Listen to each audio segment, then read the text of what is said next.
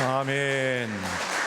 예, 은혜로운 찬양과 여러분들의 헌신 감사합니다. 우리 호산나 찬양대 여러분, 찬양하는 동안 여러분들 면면을 제가 한번 살폈어요. 한 분 한 분 보배로운 심령들이십니다. 오늘 이 시간에 예배를 드림에 순서를 맡으셨던 분들에게 감사를 드리고, 예배위원 권사님들 감사드립니다. 방송실에서 여전히 수고하고 계시고, 교역자 여러분들과 또 우리를 위해서 수고하시는 여러분들 계셔서 오늘 이 한 시간의 예배가 결코 쉽게 또 우연히 이루어지는 것이 아니라고 하는 것을 우리가 생각할 수가 있습니다. 오늘 이 시간은 하나님의 말씀 가운데서 우상 숭배에 관한 교훈을 말씀을 드리고자 합니다. 제목을 만민을 위하여 배정하심을 보라 하는 말씀입니다. 결론적인 말하자면 마지막 교훈이라고 말씀을 드릴 수가 있는데, 우선 우리가 이스라엘 종교, 이스라엘의 그 신앙을 형성한 여러 인물들 가운데서 소위 창시자라고 이야기할 수 있는 세 사람이 있습니다. 구약 성경에 나타나는 여러 인물들 가운데서 이 사람들은 그 첫걸음을 뗀 사람들이니까 창시자라고 가히 이야기할 수 있는, 또 사실상에 있어서 지금도 이스라엘 사람들이 그들의 국가의 창시자라고 생각을 하고 있는 사람입니다. 우리는 국부 한 사람을 모시는데도 이렇게 어려운 그런 역사, 혼란스러운 역사를 가지고 있긴 합니다만, 이스라엘 백성들이 역시 그 세상 가운데서 특별한 나라인 것은, 틀림이 없는 것은 그들의 전 역사 가운데서 세 사람의 인물, 그 세 시대를, 새로운 시대를 창출하는 세 사람의 인물을 바로 그 믿음의 그 시조로, 그리고 이스라엘의 창건자로 그렇게 이해를 합니다. 그 첫 번째는 무엇보다도 믿음의 조상이라고 일컫는 아브라함입니다. 아브라함은 그 자신이 갈대아 우르라고 하는, 지금으로 이해하면 이라크 땅입니다. 그곳에서 메소포타미아 지역에서 태어나서 그곳에서부터 출발을 해가지고 하란을 거쳐서 마침내 애굽으로 내려가는 잠시의 그 방황은 있었습니다만, 마침내 하나님께서 지시하신 땅 가나안으로 가서 그곳에서 이제 그 믿음을 창시를 했습니다. 우리는 그를 향하여서 믿음의 조상이다 그렇게 이야기를 하고 있습니다. 두 번째는 그들의 후손들이, 야곱의 자손들이 70명이 애굽으로 내려가게 되었을 때에 그렇게 오래 있을 줄은 생각은 못했습니다만, 그러나 그 가족들이 애굽으로 내려가서 그곳에서 무려 430년이라고 하는 긴 세월을 그곳에서 압제를 받으면서 이제 생활을 했습니다. 그러나 그 가운데서도 하나님께서 그들 가운데서 그들을 잊어버리시거나 혹은 저버리시지 않는 것은, 그들이 큰 민족을 이루었어요. 사실은 민족을 이룬 것은 사람들이지요. 사람들이 많은 것과 민족은 분명히 그 정체성이 분명히 다른 겁니다. 수적으로 단순히 사람이 많은 상태는 됐어요. 일단은 그것이 말하자면은 엘리먼트죠. 그 요소라고 이야기할 수가 있습니다. 수많은 사람들이 있는데 그들은 아직 애굽 사회에서 애굽의 종들, 그리고 건축 노동에 종사하는 그런 사람들이라고 할 수가 있습니다. 그런데 그 사람들을 가지고 이제 한 민족, 사람들에서 peoples, 사람들에서 하나의 민족을 이루는 이 놀라운 역사를 이룬 사람이 바로 이 모세라고 볼 수가 있습니다. 그래서 그는 이스라엘 사람들에게 있어서 지금도 그가 그들의 전 역사 가운데서 두 번째 이스라엘의 창건자다 그렇게 생각을 하고, 그리고 그를 추앙하고 있습니다. 사실상에 있어서는 430년 동안의 애굽에서 이제는 그들에게 히브리라고 이야기를 하는데, 그 같아서 가장 천한 그 사회의 아래층을 차지하고 있는 그런 사람들이었기 때문에 그들을 통하여서 그들의 민족, 나라, 그리고 신앙을 이게 새롭게 주는 그 놀라운 일들이 모세를 통하여서 이루어지는 것이고, 그리고 이제 세 번째에 가게 되면은 그만큼 긴 시간은 아니긴 합니다만, 그러나 이 이스라엘 백성들이 70년간, 실제로는 한 150년 정도 됩니다. 그 전체 기간으로 보게 되면은 바벨론으로 포로를 끌려가 가지고 거기에서 다시 돌아가는 때까지의 시간 가운데서 성전이 무너진 것과 성전이 다시 재건된 까지의 시간만 생각할 때 70년이고 그 앞에의 그 시간들이 있기 때문에 약 150년에서 200년에 이르는 긴 시간 동안에 이스라엘이 고난을 겪게 됩니다. 우리는 그때에 생긴 이스라엘을 디아스포라라고 하는 말로 표현을 하고 있고, 지금도 이스라엘 백성들뿐만 아니라 세계에서 사람들이 흩어져 있는 것을 가지고 디아스포라라고 하는 똑같은 동일한 이름으로서 그들을 지칭하게 되는데, 바로 그 디아스포라라고 하는 그 이름의 그 원조라고 이야기할 수 있는 사람들이 바로 이 이스라엘 사람들이라고 할 수가 있습니다. 그 중에서 일대에 새로운 국가를 또 창건하고, 그리고 또한 그들에게 신앙을 다시 한번 수립을 한 사람들의 인물들이 여러 나타나 있긴 합니다만, 그 중에서 여러 사람들을 대표하는 한 인물을 우리가 이스라엘이 에스라라고 들고 있습니다. 물론 에스라와 함께 여러 인물들이 있긴 합니다만, 그러나 그 중에서 가장 대표적인 사람이기 때문에 에스라가 제3대 이스라엘의 창건자다, 그렇게 생각을 할 수가 있습니다. 물론 오늘날에 있어서 우리가 알고 있는 1948년에 창건된 이스라엘의 창건자들이 또 따로 있어서 그들을 또 그 창건자들 생각합니다만, 앞에 있는 바로 아브라함과 그리고 모세와 그리고 에스라와 함께하는 그 많은 사람들, 몇몇 사람들이 바로 오늘 우리들이 생각하는 이스라엘 전 역사의 창건자다, 그렇게 생각할 수가 있습니다. 그래서 오늘 여기서 특별히 이스라엘이 만들어질 때, 이스라엘의 특별히 민족, 그리고 그 중에서 그들의 종교, 곧 이스라엘의 신앙이 만들어 형성될 때에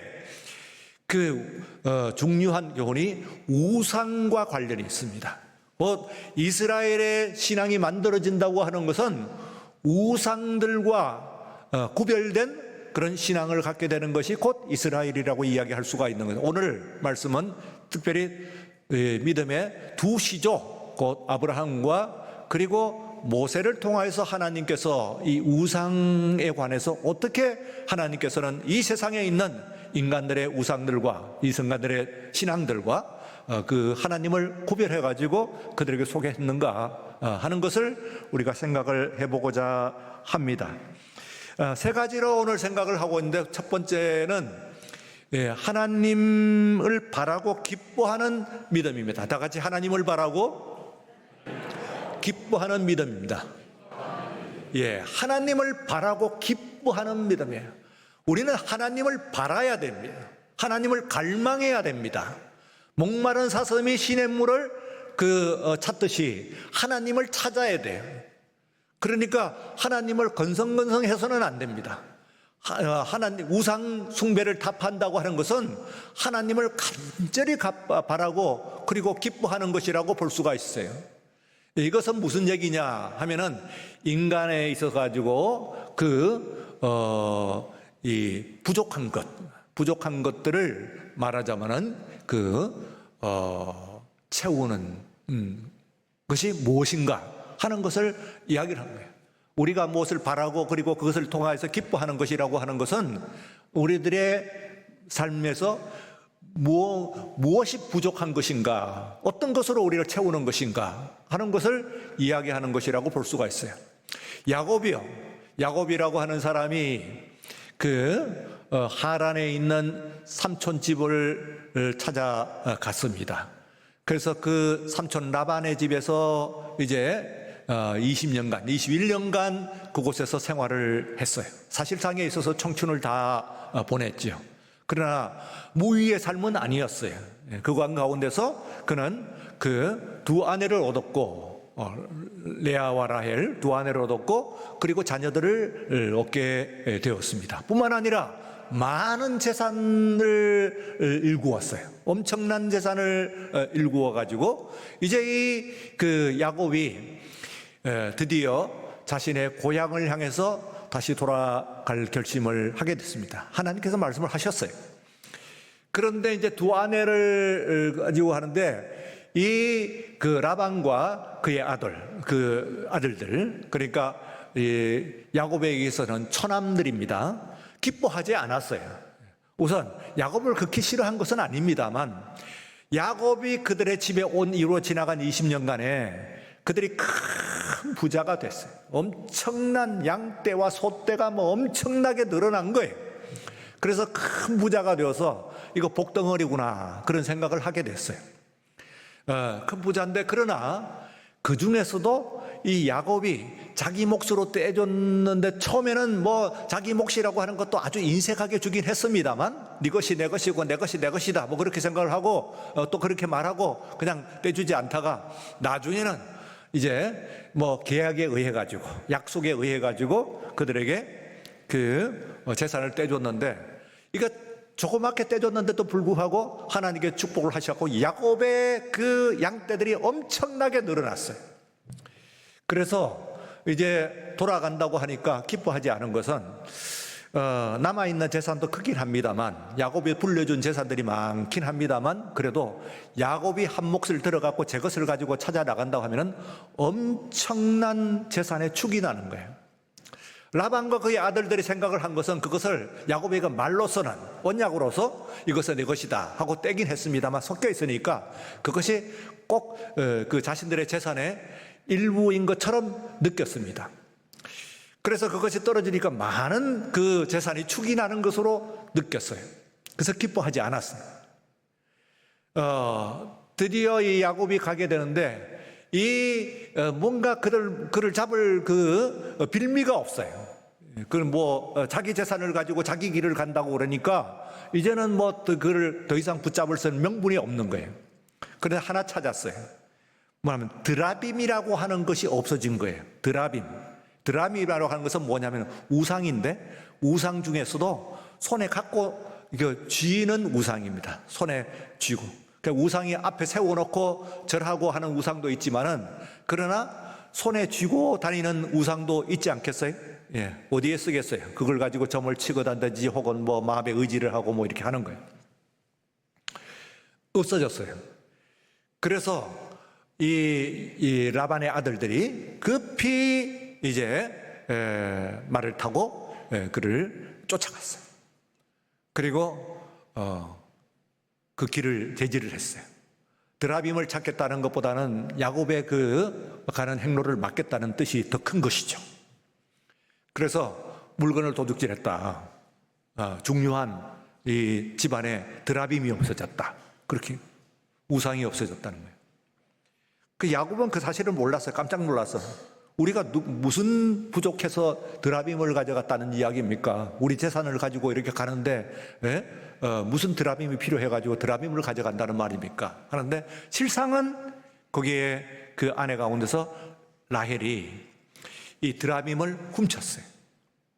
그래가지고 이 드라빔을 가지고 있는데 이게 만약에 이제 들키게 되면은 드라빔만 빼앗기는 것이 아니고 야곱이 가는 그 길이 제지를 당하는 겁니다. 무슨 핑계를 잡아서도 야곱을 제지를 하고 그리고 형벌을 어쩌면 가한다고 하는 명분을 가지고 그 길을 막을 수가 있겠지요.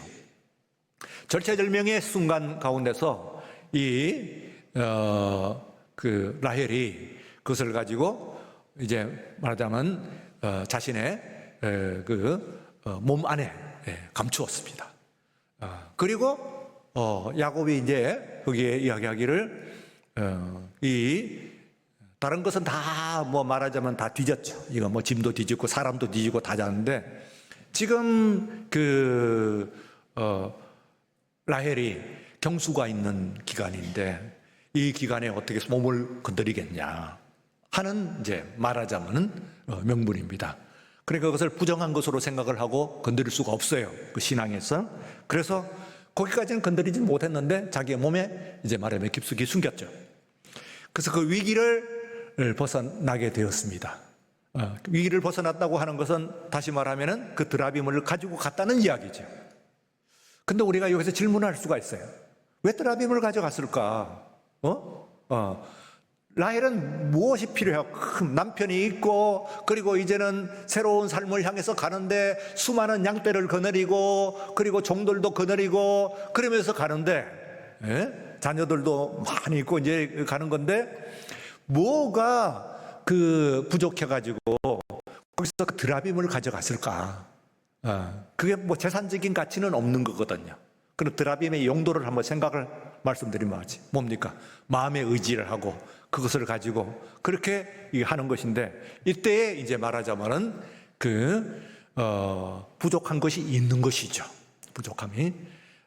하나님을 향해서 이제는 뒤로 하고 정말 본토로 간다고 하는 것은 아버지, 어머니, 이민 아버지, 어머니는 계시지도 않고요. 그렇다고 한다면 뭘 갖고야? 사랑하는 아버지와 어머니는 계시지도 않고, 오히려 어쩌면 자기의 목숨을 노리고 있는 애써가 있는 땅을 향해서 가는 것이니까 사람을 향해서 가는 것도 아니거든요. 거기에 무슨 남겨놓은 큰 재산이 있는 것도 아니거든요. 다 놓고 간 거거든요. 그러면 왜 해서 가냐면은 그곳은 하나님께서 우리에게 약속으로 준 땅. 그것은 땅이 아니고 부동산을 갖는가는 이야기보다는 그때는 자기 땅도 아니에요. 이건 말하자면은 하나님을 찾는 신앙을 향해서 간 것이라고 볼 수가 있어요. 그럼에도 불구하고 드라미를 가졌다고 하는 것은 뭔가 하나님만으로 채워지지 않는 신앙을 최소한 라헬에 있어서는 있었다 하는 것을 생각을 할 수가 있습니다. 그래서 우리가 이 신앙에서 부족함이 있는 것, 이 아론에 있어서도 뭡니까? 모세 때의 모세가 하나님의 산에 올라가 있는 동안에 아론과 이스라엘 백성들만 산 밑에 남겨졌죠. 그러고 나니까 이들이 두려웠어요.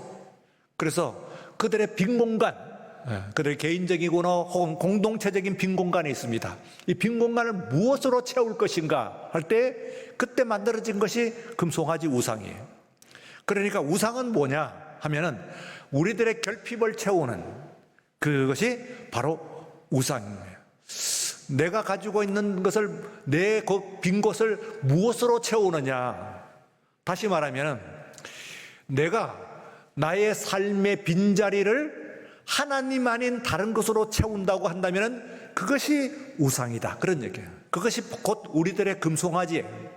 여러분들이, 그것이 곧 우리들의 드라빔이에요. 조그만 것 하나라도 우리가 하나님을 믿는다고 하면서도 내 삶의 결핍을, 빈 공간을 하나님 아닌 다른 것으로 채운다고 하는 것이 곧 우상숭배요. 그리고 그것이 가장 큰 악이다 하는 것을 우리에게 말씀을 해주고 있습니다. 그건 악입니다. 하나님의 앞에서 가장 죄악이다 하는 것을 말씀을 하고 있어요. 나아가서 두 번째는 하나님을 다른 것과 비교하지 않는 싸움을 싸우는 거예요. 다 같이 하나님을 다른 것과 비교하지 않는 싸움. 이 싸움을 가져야 돼요. 하나님을 다른 것과 비교를 하지 않는 싸움이에요. 그러니까 여러분들이 이 세상에서 있는 어떤 것들도 비교를 하지 않아야 돼요. 아브라함에게 있어가지고는요, 아브라함은 참 출중한 믿음을 가졌어요. 거의 퍼펙트한, 완전히 말하자면 almost perfect죠. 거의 완전한 삶, 신앙을 가진 것처럼 보였어요. 실제로도 거의 그런 것 같아요. 근데 한 가지가 지금 이제 마지막 질문이 남았습니다. 하나님께서 그 마지막 질문을 하셨어요. 100세에 낳은 하나밖에 없는 아들, 그 아들을 나에게 잡아 바치라, 번제로 바치라 하는 말씀이에요. 몇 세예요? 100세예요. 이제는 더 가능성이 없어요. 그것도 기적이에요. 기적 중에 기적이죠. 더 주시지도 않을 거예요. 단 하나 있는 아들, 이제는 더 이상 얻을 가능성 없는 아들, 그 아들, 그렇게 어렵게 얻은 그 아들을 이제 잡아 바치라, 번제로 바치라 하니까 이 아브라함이 그 말씀 앞에서 하나님께 순종을 하는 것을 볼 수가 있습니다. 이때에 아브라함이 우리가 창세기에서 보게 되면 하나님께서 말씀을 하셨는데 그 명령을 하실 때 아브라함이 고민했다 하는 말이 없어요. 그 말씀을 듣고 하나님께서 그 말씀을 순종을 아브라함이. 그러나 내적인 싸움이 없었겠어요? 분명히 있었어요. 많은 사람들이 당연히 있었다고 생각하죠. 그러나 그 싸움에서 진 것을 이야기하는 것은 아니에요. 이겼어요. 그래서 이 아브라함이 그 이삭을 하나님께 바치려고 했을 때 하나님께서 이삭을 뺏으시는 건 아닙니다.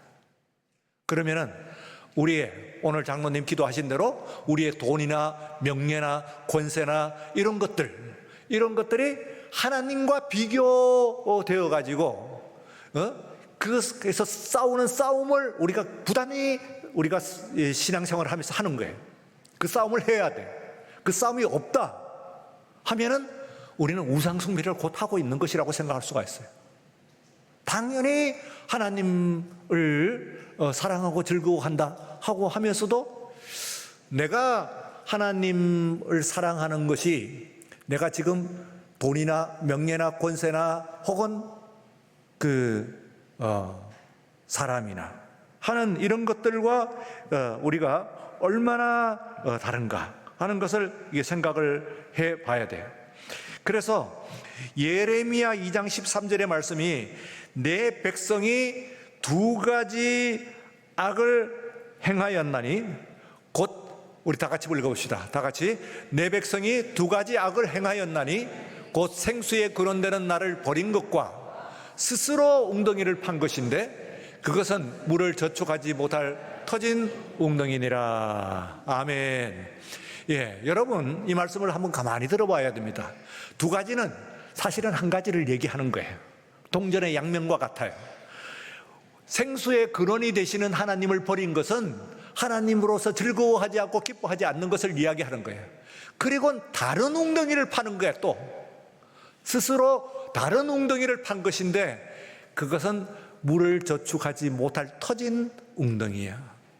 네가 판 그 웅덩이는 물을 저축하지 못할 터진 웅덩이다. 그런 이야기입니다. 심지어는 그것이 아브라함의 경우와 같이 내 가족일 때는 어떻게 됩니까?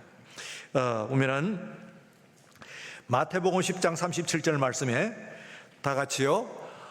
아비나 어미를 나보다 더 사랑하는 자는 내게 합당하지 아니하고 아들이나 딸을 나보다 더 사랑하는 자도 내게 합당하지 아니하고. 여기에서 가장 중요한 우리가 주목해야 될 단어 한 글자가 더라고 하는 말입니다. 아비나 어미를 사랑하는 자는 내게 합당하지 않고, 이 말은 아닙니다. 이 말은 하나님의 말씀이 아니에요. 아비나 어미를 사랑하라고 하는 것이 하나님의 말씀이에요. 지극히 사랑해야 돼. 아비나 어미를 참 진실하게 사랑해야, 공경하고 사랑해야 돼요. 또 아들이나 딸 말할 것 없듯이 정말 사랑해야 돼.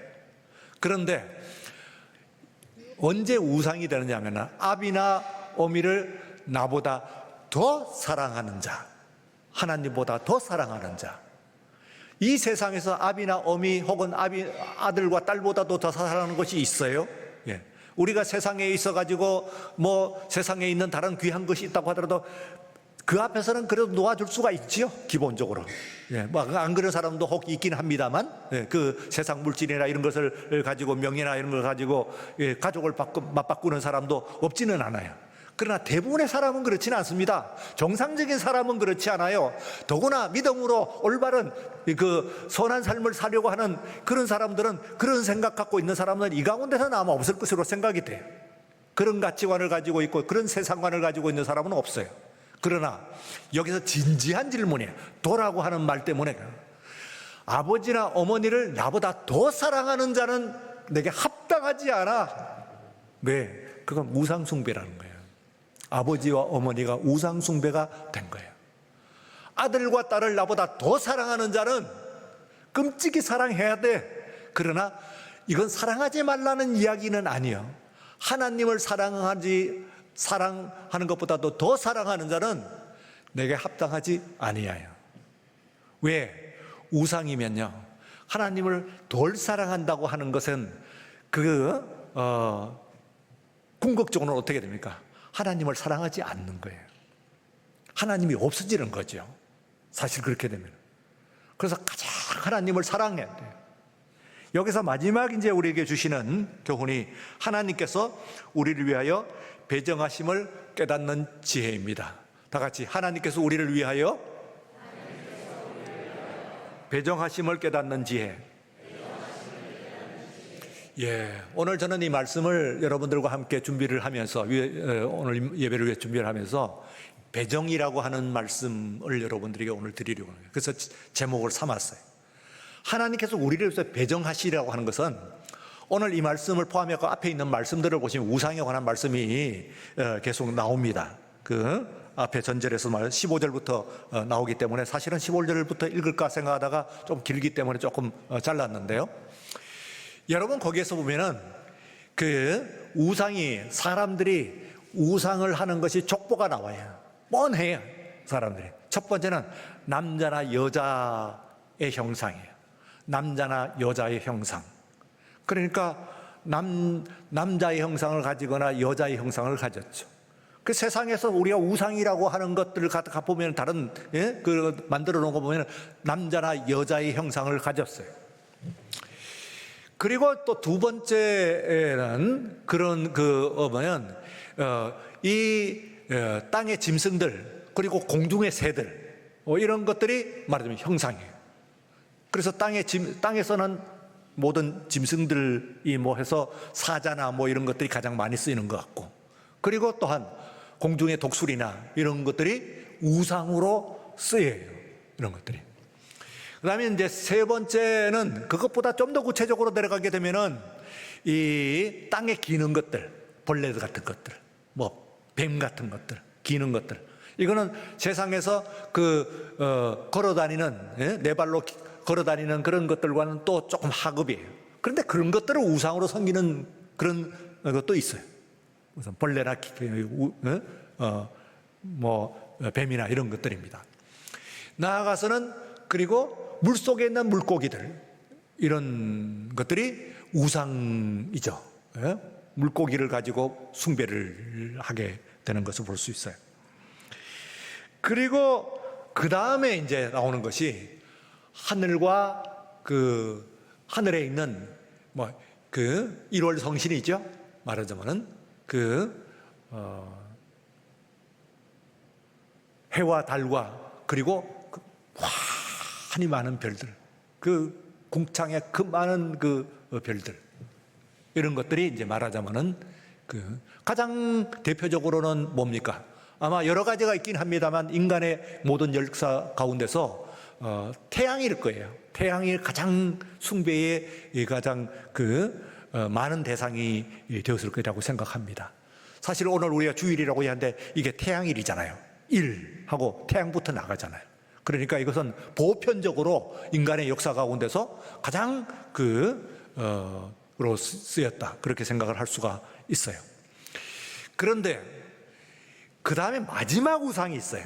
마지막 오늘 우상일 모세가 이야기하는데, 이 신명기를 쓸 때쯤이 되면은 모세는 이제는 이 땅의 삶을 이제는 거의 마감하는 그런 때예요. 그런데 모세 자신이 우상이 되는 거예요. 물론 모세도 한 사람의 사람이고 남자나 여자, 그 중에서 남자일 수가 있습니다만 이건 좀 달라요. 모세는 사람들 중에서 또 특별한 사람이에요. 그래 모세는 우상이 될 수가 있어요. 그래서 모세는 지금 하나님께서 오늘 말씀 가운데서 나는 22절에 보면은 나는 이 땅에서 죽고 요단을 건너지 못한다는 거예요. 이거 무슨 말씀인가 하면은 우리가 아는 말씀인데 이 말씀을 한번 상고할 필요가 있어요. 나는 이 땅에서 죽고 너희들이 건너갈 저 땅으로 건너가지 못하는 거예요. 이건 무슨 말씀이냐 하면은 명분은 이래요. 너희가 하나님의 언약을 잊고 그리고 죄를 지었기 때문에 너희로 말미암아 내게 진노를 했다. 21절에 말씀했어요. 여호와께서 너희로 말미암아 내게 진노를 해서 요단을 건너지 못하게 하셨다 하고 이야기를 합니다. 그러면서 너희들은 이제 축복을 하니까 나는 이 땅에서 너희로 인해서 요단을 건너지 못하는, 너희 때문에 너희로 인해서 건너지 못하는 나는 이 땅에서 죽고, 그리고 너희들이 거기에 가가지고 하나님을 섬기면서 살아라 하는 이야기니까 무슨 조처이냐면은 모세를 말하자면 우상화하지 말라는 거예요. 그 모세는 만약에 모세가 그 요단을 건너가고 그들과 함께 발을 딛는 순간에 말하자면은 그들의 우상이 되는 거죠. 그래서 모세의 우상을 막는 것이다, 우상화를 막는 것이다, 그렇게 생각할 수가 있어요. 하나님을 나타내는, 하나님이라고, 모세는 하나님을 나타내는 것인데 하나님을 나타내는 것이라고 할 수 있는 어떤 것도 우상이 되어서는 안 돼요. 십자가는 사실 하나님을 나타내는 것으로 가장 대표적인 형상이죠. 십자가죠, 여러분. 십자가도 잘못하면 그건 우상이 될 수가 있는 거예요. 드라큘라를 봤죠? 예, 루마니아 사람이랍니다. 지금으로 옛날에 실존했던 인물이에요. 하도 잔인한 통치자여서 백성들을 조금만 눈에 거슬리면 잔인하게 죽였다는 거예요. 태워 죽이고 찢어 죽이고 하는데 그 중에서 가장 남아있는 것이 산채로 항문에서 입으로 꼬챙이를 꿰어가지고 살아있는 채로 그래갖고 꿰어주겠다, 이런 정도로 아주 잔인한 그런 그 사람이었어요. 너무너무 무서웠기 때문에 사람들이 그의 통치가 끝났을 때도 드라큘라라고 하는 사람, 드라큘라 백작이라고 하는 사람은 귀신의 그 모습으로 전해졌어요. 그런데 그를 쫓아내는 것이 십자가를 갖다를 성수나 십자가 이런 걸 가지고 귀신을 쫓아내는 거예요. 여러분 저거 갖고 와가지고 예배당에 걸려있는 저 십자가를 가지고 귀신을 쫓아낼 수가 있겠어요? 한낱 나무 토막입니다. 한낱 나무 토막이에요. 절대 귀신 못 쫓아냅니다. 저거 가지고. 무슨 얘기냐 하면은 십자가로 나타나는 신앙을 이야기하는 것이지, 저거 만약에 저걸 가지고 귀신을 쫓아낼 수 있는 물건으로 생각하면 그게 우상숭배, 십자가가 우상숭배가 되는 거예요. 십자가도 우상숭배예요. 저걸 갖고 저기에 뭔가 내가 은혜를 받은, 십자가의 근본적인 뜻을 생각을 하고 십자가 가운데서 나타나신 하나님의, 주님의 희생, 그리고 그 보혈을 우리가 생각을 해야 되는 것이지, 저거 나무 조각 위에 더 하겠어요? 그걸 가지고 어떻게 우리를 구원하고 목걸이를 달아갖고 거기에 귀신을 여러분들에게 안 오겠어요? 정말 안에서 십자가의 신앙을 가져야 될 것이죠. 그런데요, 오늘 여기에서 이 배정이라고 하는 것은 하나님께서 그 모든 것을 가지고 이삭에게도 말씀을 드렸습니다만 다 배격한 게 다 주세요. 말하자면은 이 세상에 있는 이 모든 것들, 그리고 또한 1월 성신, 이 모든 것들, 이런 것들을 모두 다 우리에게 주셨는데, 하나님께서 주신 것을 또 자녀도 주시고 아버지와 어머니도 주시고 이런 것인데, 이걸 가지고 배정이라고 하는 것은 뭡니까? 배정이라고 하는 것은 하나님께서 배정하신 거예요. 우리를 위해서. 그러니 그건 나쁜 것이 아니에요. 정말 진정한 마음으로 진실로 아버지와 어머니와 아들과 딸을 사랑하고, 그리고 또한 여러분들이 직장에 열심히 해갖고 돈도 사랑해야지. 예, 돈 사랑해야 돼. 돈 사랑하지 말라는 이야기 아니에요. 돈 사랑해. 문제는 더 사랑하냐 말이에요. 그것을 하나님께 주신 것으로 생각하냐, 내 이 일을 위해 가지고 열심히 해가지고 돈 벌고 하는 것이 하나님께 주신 축복이라고 생각을 해야 되지, 이거 가지고 하나님을 비교하면 그거 안 된다 그 말이지. 예? 건강도 가꾸고 우리가 친구들도 생각하고 세상에서 나라도 사랑하고 모든 것들인데, 이 말에 가장 키워드가 어디에 있냐면은 배정이라고 하는 말에 있습니다. 그래서 오늘 이 시간 가운데서 우리가 우상 숭배를 탑한다고 해서 모든 것을 다 물리치는 것을 얘기하는 것이 아니에요. 자연도 사랑하고 나이도 돌보고 다 해야 되죠. 그러나 이걸 가지고 하나님께서 뭐라고 했어요? 이 세상을 모든 것을 다스리라 하고 말씀을 하셨잖아요. 다스리라고 하는 것은 뭡니까? 다스리라고 하는 말을 영어로 전에 한번 말씀을 드렸죠.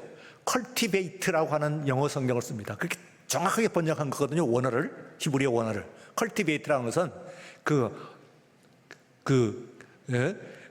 농작하다 그런 얘기예요. 농사를 할 때 식물을 씨를 심어갖고 농부는 아니라도 집에서 뭐 키워보셨죠? 화초를 해가지고 하고 꽃을 피우고 뭐 하잖아요.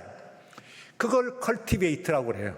그것처럼 내가 내 아버지와 어머니와 내 나라와 민족과 이웃과 온 세계와 이것을 사랑하고 돌보고 하는 이 모든 것은 컬티베이트, 모든 것들을 농사를 짓듯이 잘 돌보는 이런 신앙. 그래서 우상숭배라고 하는 것의 대상을 전부 배격하라는 얘기가 아니에요. 사랑해. 그러나 하나님 사랑하고 하나님께서 나에게 주신 축복으로 알고 나의 소명으로 알고 잘 감당하시고 경영하시면서 하나님 앞에서 올바른 믿음을 가지시는 그런 우리 모두가 되시기를 주의 이름으로 축원합니다. 거룩하신 하나님 아버지 감사합니다. 복되고 거룩한 주일 나와서 이날 가운데서 주신 말씀으로 나머지의 날을 살게 하여 주옵소서. 이날 주신 영적인 양성으로 나머지의 삶을 양식을 먹게 하여 주옵소서. 육신의 양식을 먹을 때도 그것을 귀히 여기고 감사하며 축복으로 여기며 주 앞에 살아갈 때 건강한 삶을 회복하는 우리 모두가 되게 하여 주시옵소서. 예수님의 이름으로 기도리옵나이다. 아멘.